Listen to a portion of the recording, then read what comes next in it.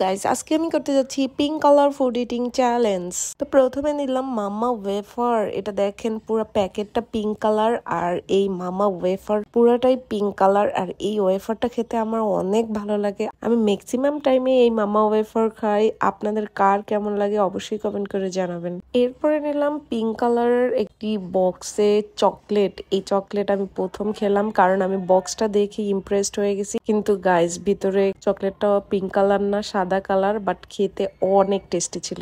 এরপরে আমি পিঙ্ক কালারের একটি চকলেট নিলাম, এটা ক্রিস্পি চকলেট, আর এই চকলেটটা পুরোটাই বাদাম দিয়ে তৈরি। জানি না খেতে কেমন লাগবে। তারপর দেখি প্যাকেটটা খোলার পরে পুরো চকলেটের ফ্লেভার আসতেছিল এন্ড খেতেও অনেক মজার এন্ড বাদামের মতো লাগতেছিল। এরপরে নিলাম আরেকটা চকলেট, আর এই চকলেটের নাম হলো উইনি, আর এটা পুরোটাই পিঙ্ক কালারের এন্ড দেখতেও অনেক কিউট ছিল।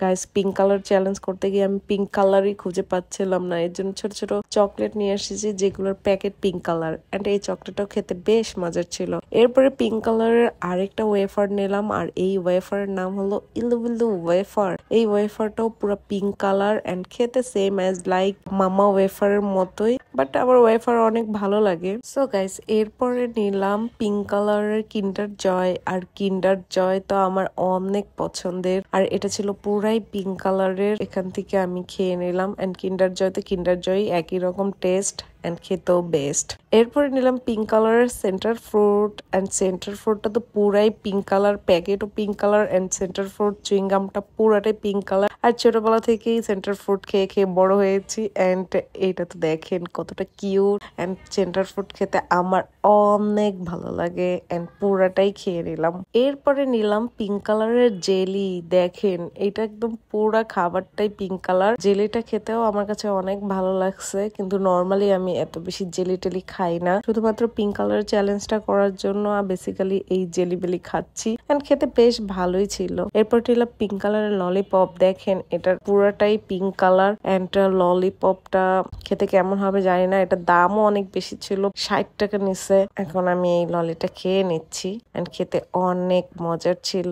দেখেন পুরাই পিঙ্ক কালার। সেম আর একটা ললি নিলাম, তাও পিঙ্ক কালারের। এটার দাম বেশি না, এটা 10 টাকা দিয়ে নিছি, এন্ড এই ললির প্যাকেট খুলতে গিয়ে আমার অবস্থা কাহিল। পিঙ্ক কালারের ললিপপটা খেতে বেশ মজার ছিল।